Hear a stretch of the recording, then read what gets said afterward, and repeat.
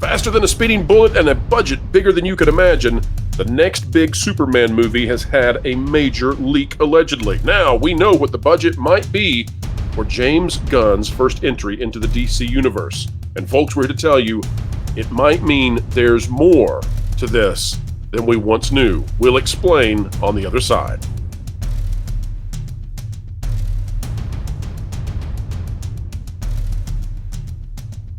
Hello folks, welcome back to the Pro Channel. We are happy to have you as we are here to explain entertainment and, yes, keep you ahead of the culture curve. And keeping you ahead of the culture curve is exactly what is about to happen. Joining us on this adventure is ND Andrew. Some of you out there may know him as Caffeinated Wolf, but don't dead name him. Don't do it. Andrew, welcome back to the channel. Please don't do that. For heaven's sakes. It's great to be here, bro, as always. It is nice to have you, and we are talking comic books and comic book movies, and so that is right up your alley. That is square, absolutely up my alley. In your forte. So, Andrew, tell us, are you at all casually perhaps aware of the character known as Superman? Who?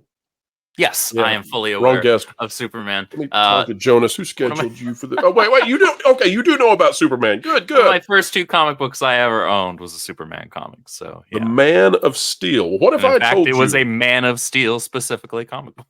What if I told you, Andrew, that based on what we have seen and we're about to show to the audience, that I suspect, although I don't know for sure, but I suspect now that James Gunn is not making one, but maybe two, and quite possibly three Superman films, that he is currently perhaps doing a trilogy. What if I told you that? Could you believe it? Could I believe it? I would be loath to believe it, honestly, based on just what we know about the current coming, or rather the incumbent DCU. But hey, maybe he knows something we don't.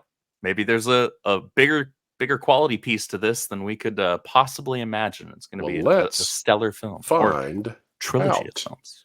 Folks, what you are looking right now is the tax credit application for the state of Ohio, where Superman, no longer Superman Legacy, they've dropped the Legacy part of the title, which again points to this being something big. They want to completely redefine Superman, or at least relaunch the entire character.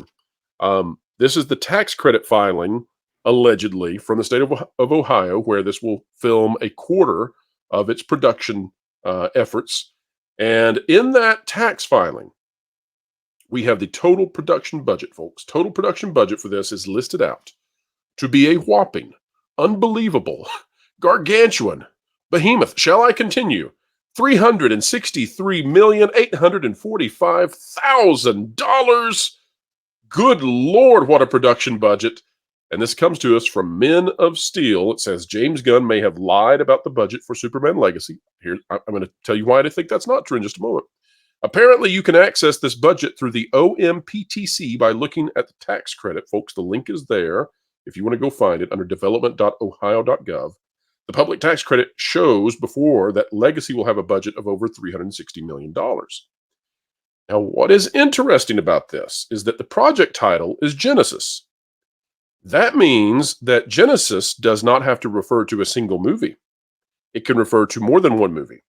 And the reason that I think that James Gunn may not have lied, and the reason that I think that there may be more than one movie being made, is because $363 million for production. And that is the start, Andrew. That is not what they wind up with. That is what they are allocating in the beginning. Marketing.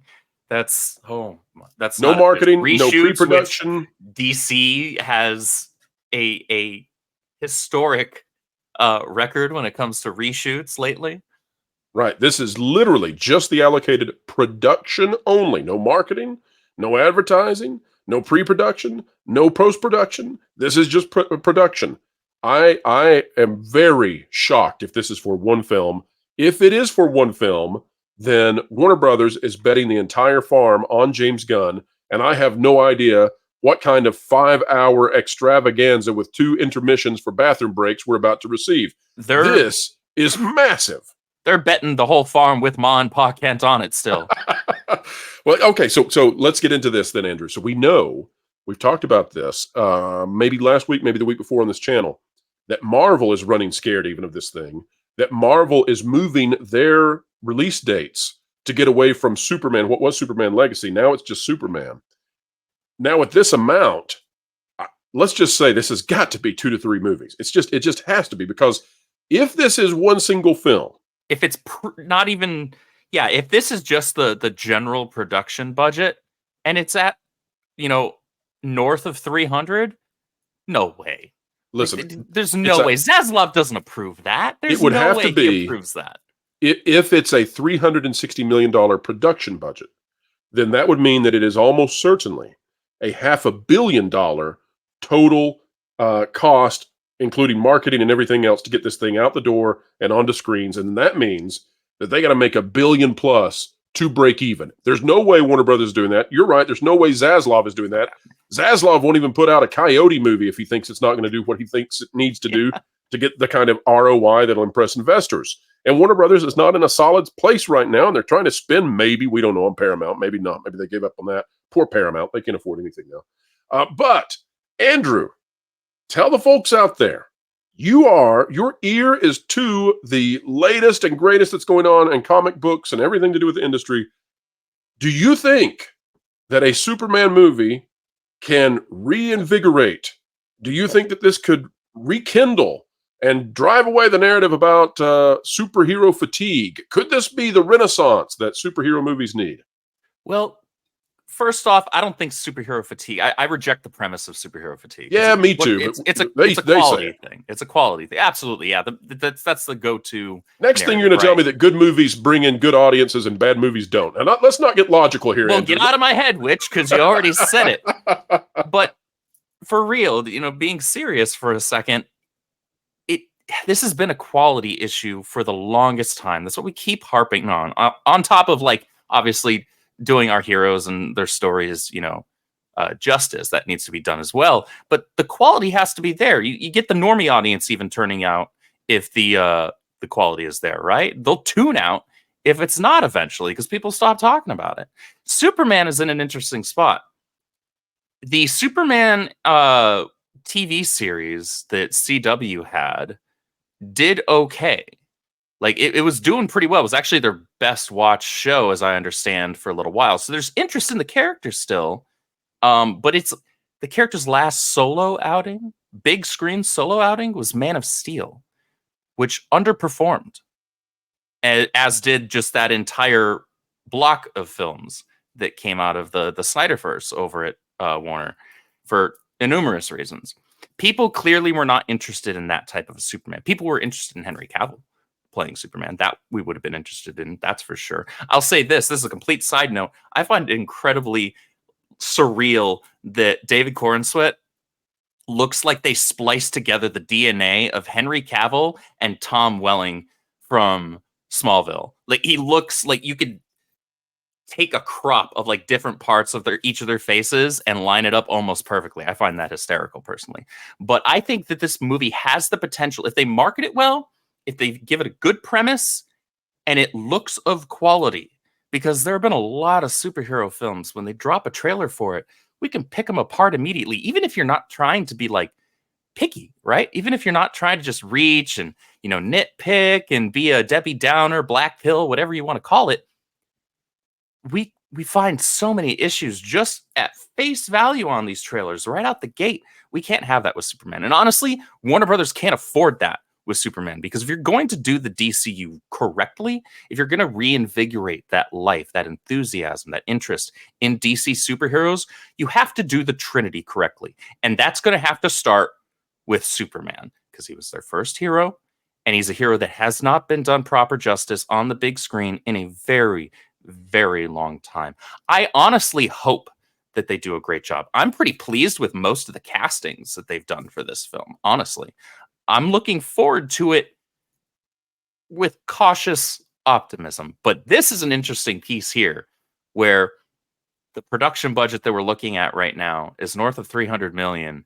And that I think you might be onto something. That would be kind of unheard of, though, in cinematic history. Has anybody really pulled that? Obviously, Peter Jackson, when they shot the Lord of the Rings films, he was pulling some strings and being a little sneaky there, but it wasn't quite the same.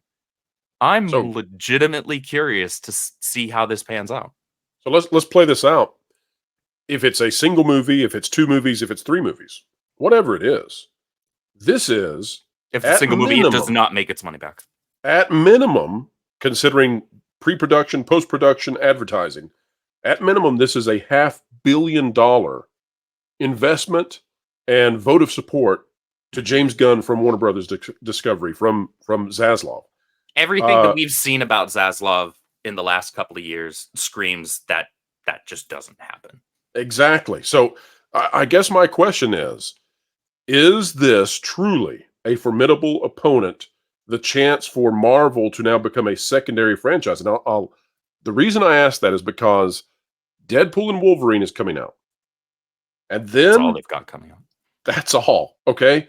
The next time we get any excitement at all is the next Avengers movie, which doesn't have any Avengers that anybody's interested in, except for Doesn't have a villain that anybody's interested that in. I have heard, Andrew, that they are looking to team up Tom Holland and Hugh Jackman, Wolverine and Spider-Man, because that's literally all they have. They don't, like, all these characters they tried to develop and make them exciting, nobody cares. cared. Their villain is gone. Kang's out. So what can you do to draw people back in? You're going to have to go to Hugh Jackman and to Spider-Man Tom Holland. So that's what Marvel's having to do to stay relevant.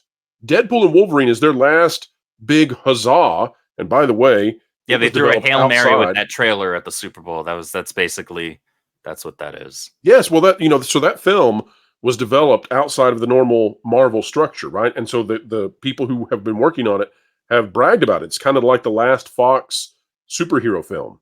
And at the same time, everything that Kevin Feige has been attempting with the Phase 4 and the Phase 5 dive and the sick Phase 6, like, none of that's working. So they're going to have to do whatever they can to stay relevant to the best they can. Superman and James Gunn can instantly enter into relevancy, and this could be a massive blockbuster success if it has optimism and if it treats the source material wisely. And this could be the time when we finally see the paradigm shift and it's no longer Marvel at the top, it's now DC. I'm not saying that's going to happen. I'm saying that Zaslav, who is reputationally stingy with his money, is suddenly opening the entire bank. He's went down to the Warner Brothers vault and released it to James Gunn to go forth and make the man who can leap buildings. So, Andrew, final thoughts from you about what this might mean. And I guess I would ask you, what do you, because again, you are inside the industry. You understand comics at a very high level. Andrew, what would you like to see in this next Superman iteration? I want to see something that we haven't seen on screen since, unfortunately, a fairly underperforming movie in Superman. You want him to Returns. spin around the Earth over and over and over, and therefore change time. I get it. I want a bright. I want an optimistic. I want the physical embodiment of hope. That's what Superman is supposed to represent, and we haven't had that. We haven't had that in years, over a decade, easily. You want farm boy believes in the American way, believes in doing good to others, Superman? Absolutely. Truth, justice, and the American way, Superman. That's what people want. And if you give people that and you do it with quality, they'll turn out for it. This is a really interesting scenario because James Gunn has a proven track record of success when he's taking and utilizing fairly unknown characters. Oddballs.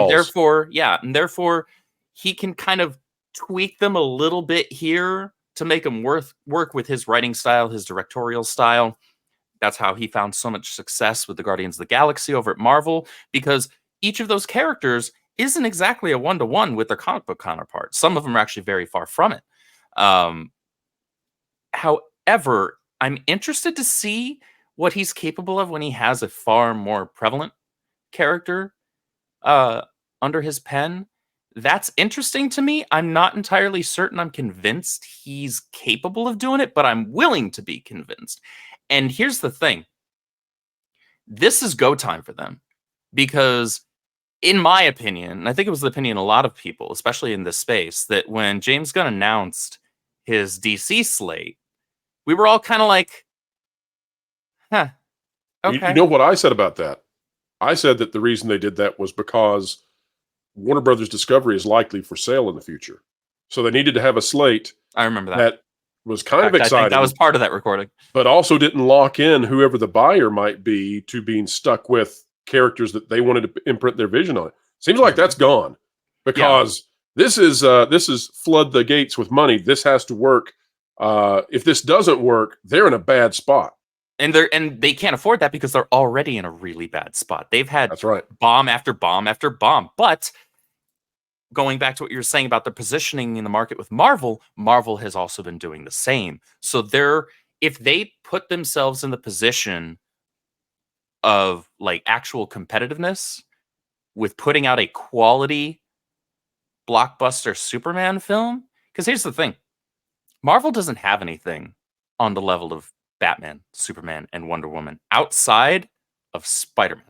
That's right. Like there's some Spider-Man's other characters here and there that people know, they love. People love Wolverine, but Wolverine isn't Spider-Man. He's not on the same level. Marvel has one character that is on the level of worldwide iconography and renown and mythos as DC's Trinity, and that's Spidey. So if all Marvel has left is Spidey, they're not going to be putting out a Spider-Man movie annually. They're not going to be doing that. So if DC can come out swinging with a really fantastic banger of a Superman film, and then it teases the next one, and we hear about it in fairly short order to where it like maintains that audience enthusiasm, because that's the thing. People just not enthusiastic about these movies anymore because they haven't been giving us reason to be. If they can change that, I think that they kick the MCU off of their high horse. That to be fair, they haven't been defending that King of the Hill game very well for a little while. I was going to say they're halfway off the saddle already. It's not going to take much of a show. They were taking a few too many shots. They're just already kind of sagging their way off. That's right. Yeah. Big hat, the cattle are all gone, Marvel. That's you right now. Well, we're hoping that James Gunn does well, because if James Gunn does well, that's competition, and competition brings forth the best out of everybody. Not only that, but competition would mean it's good for the consumer. That's right. And it'd be great for theater owners who are struggling mightily. So we'll have a box office review coming out tomorrow to take a look at how Dune Part 2 is doing. It needs to do very well because we need to save the theaters. James Gunn might be gearing up to do just that when it comes to Superman. But as Andrew says, he can do zany. Can he do, though, the main brand, the big kahuna, the biggest comic book character there is? Arguably, maybe Batman's bigger. I don't know. Superman, though, is the original. We'll find out. Folks, make sure you go check out Andrew and all of the endeavors happening at the Rippaverse. Andrew, you guys had a big week, I believe, with the Rippaverse. We did. We announced Rip Ascend, which is going to be a brand new publishing, fulfillment, distribution, consulting part of our brand, part of our publishing. So you guys are not going bankrupt? You're not completely down and out? You're not firing everybody like Vice? No, surprisingly, we're doing all right. And we're about to be doing far better because we also just this afternoon announced the pre-order campaign launch date for none other than the resident femme fatale and first lady of the Rippaverse, Yaira. And that will be launching on March 11th. You guys must have a vending machine filled with Flintstones vitamins. You guys are just growing and growing and growing. Keep it up. I love seeing. That's what happens when you have people that love what they do. Fantastic stuff. Folks, if you love content like this, consider clicking the like button, share, subscribe, click it, stick it to the algorithms, it's the notification bell, drop a comment down below, let us know, are you ready for Superman? Will he be super, will he be stupendous, or will James Gunn screw it up? It's time for you to let us know. One thing's for sure, there's a lot of money going into Superman. Look out, Clark! All right, folks, we will see you real soon. It is a big week coming up next week, as there are dueling town halls for the future of Disney. Nelson Peltz and Bob Iger coverage on this channel, as well as that Park Place, as well as Valiant Renegade, where we will be streaming those live. We'll have the schedule out on Monday for you to see where to be, wherever you are, and whatever you're doing. Keep learning, keep growing, and as always, keep having fun. Listen up, my brothers and sisters. You've been listening to Phils and Zoes with an agenda to destroy your brain cells for far too long. It's time to change your way of doing things. Hold up. TPP is the place to be. Covering the news so honestly. It's a team that's cool and tried and true. Ahead of the culture curve, they're trying to keep you. Jonas and Pro, they run the show, and they dragged in the bearded Culture Casino. You got Valiant and Lord and Fourth of Light. Wonderful people, yeah, they're alright. They got weird bringing in people like Floral, but made no mistake with Lorena Creole. Amelia and John, stuttering guitarist. Martin and Tawny, and someone called CMS. Fat Steven makes a bunch of all the graphics. Did I mention a partnership with Bending in the comics? Fat Sky is a guy, and Doc Matt does the web stuff. There's probably some people I missed. I hope they're not telling you the news. That should be fun. With accurate info that's not been spun, you can figure it out as you will see. The TPP is the place to be. Yeah, Wilton. That was actually pretty good, or white. But I think you might have forgotten Vash. Well, he lost all his friends. But it was implied.